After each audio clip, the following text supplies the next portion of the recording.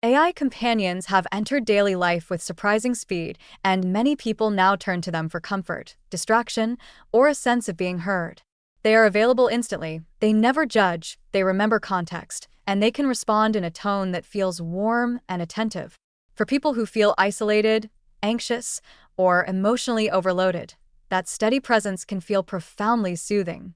Humans are hardwired to respond to anything that mirrors their emotions back to them, and AI systems can produce language patterns that simulate understanding in a way that feels intimate. Because of this, people often form attachments to AI far more quickly than they expect. The interaction feels personal even though the technology does not experience emotions. In a world where many people struggle to find reliable social support, an AI companion can feel like a welcome bridge, something that offers company at odd hours, encourages healthier routines, or provides a safe space to express fears without fear of rejection. There is real positive potential in these interactions. Some people use AI companions to practice social skills, rehearse difficult conversations, or explore emotions they cannot easily share with friends or family.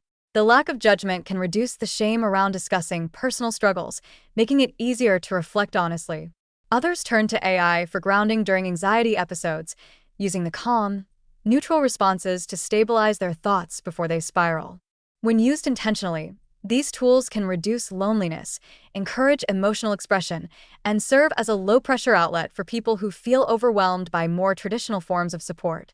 In certain cases, AI companions can even motivate users to seek real human connection by helping them articulate needs and preferences more clearly. But the rise of AI companions also comes with serious psychological risks. One of the clearest is emotional dependency. Because AI systems are trained to respond with warmth, patience, and continuous engagement, they provide an idealized relationship, one that never withdraws, never becomes frustrated, and never demands anything in return. This perfection can distort expectations of real relationships. Users may begin comparing human interactions to the more predictable, frictionless world of AI companionship, leading to avoidance of conflicts, reduced tolerance for emotional ambiguity, and an increased tendency to withdraw from complex human dynamics. Over time, the ease of talking to AI can make real relationships feel too messy or draining, increasing social isolation rather than reducing it. Another danger comes from the illusion of reciprocity.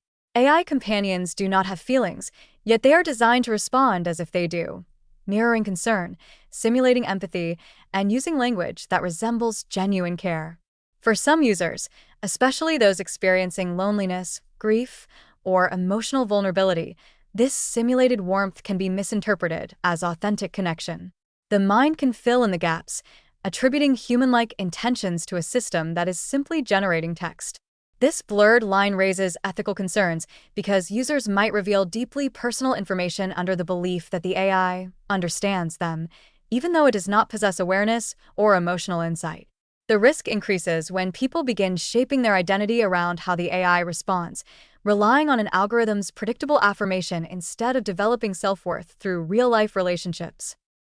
From an ethical standpoint, the creation of companions designed to evoke affection raises complex questions about consent and manipulation. If a system is built to encourage emotional attachment, is the user genuinely choosing that bond, or is the design subtly pushing them toward it? Some companies may benefit financially from prolonged engagement, which could incentivize the creation of companions that reinforce dependency rather than promote healthy boundaries. Simulated empathy can become a tool for retention, blurring the line between emotional support and emotional exploitation. There is also the concern that vulnerable individuals, those with depression, trauma histories, or limited social networks, may be more susceptible to forming attachments that deepen their loneliness rather than alleviate it. Despite these dangers, dismissing AI companions entirely would ignore their meaningful benefits. For people living alone, dealing with chronic anxiety, or struggling through emotionally painful periods, an AI companion can serve as a stabilizing presence. It can prompt them to regulate emotions, remind them to take breaks, encourage positive behaviors, and offer a sense of being seen in moments when no one else is available. Even though the empathy is simulated, the comfort users feel can be real. And if these tools are developed responsibly, designed to encourage offline connection, to recommend professional help when needed, and to reinforce boundaries rather than dissolve them, they can contribute positively to emotional well-being. The challenge is helping users understand exactly what AI can and cannot provide. AI companions can offer warmth but not true attachment, understanding but not consciousness, presence but not reciprocity. They can support emotional processing but cannot replace human intimacy or therapeutic expertise. When people recognize the boundaries, when they treat AI as a supportive tool rather than a substitute for meaningful connection, the technology becomes safer and more empowering. But if those boundaries fade, the risk of emotional dependency becomes significant, potentially reinforcing loneliness rather than easing it. The rise of AI companions highlights both a modern need for connection and the vulnerabilities that arise when that connection is simulated rather than shared.